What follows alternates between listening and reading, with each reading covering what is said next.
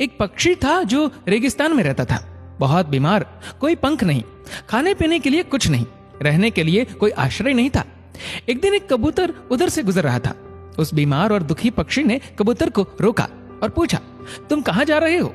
उसने उत्तर दिया, मैं स्वर्ग जा रहा हूं। बीमार पक्षी ने कहा, कृपया मेरे लिए पता करें, मेरी पीड़ा कब तक समाप्त हो जाएगी? कबूतर ने कहा, निश्चित ही मैं पता करूंगा।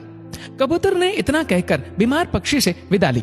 कबूतर स्वर्ग पहुंचा और प्रवेश द्वार पर देवदूत को बीमार पक्षी का संदेश दिया।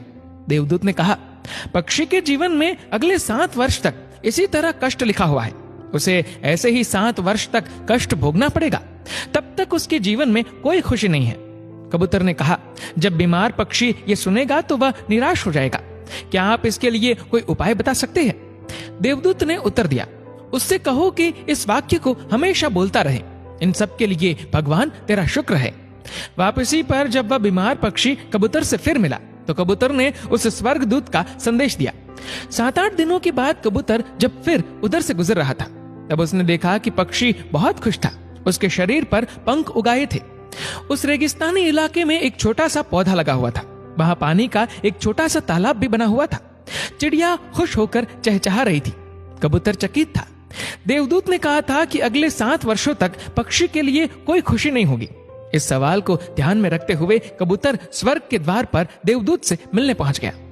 कबूतर ने देवदूत से अपने मन में उठते हुए सवालों का समाधान पूछा तो देवदूत ने उत्तर दिया, हाँ, ये सच है कि पक्षी की जिंदगी में 7 साल तक कोई खुशी नहीं लिखी थी, लेकिन क्योंकि पक्षी हर स्थिति में इन सब के लिए भगवान तेरा शुक्र है बोल रहा था और भगवान का शुक्र कर रहा था, इस कारण उसका जीवन बदल गया।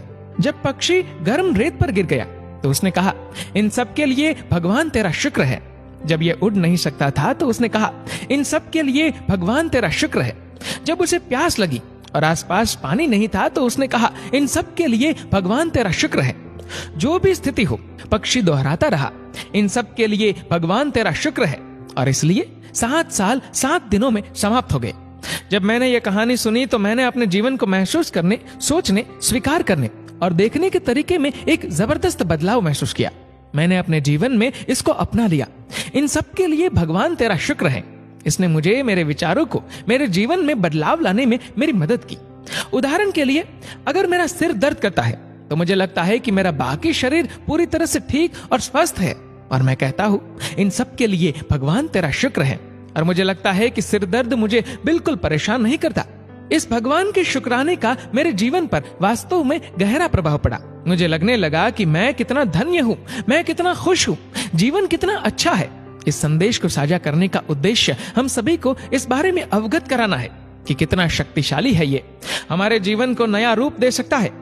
इसलिए आभारी रहे हर चीज के लिए, उस परम पिता परमात्मा के, और अपने दृष्टिकोण में बदलाव देखे।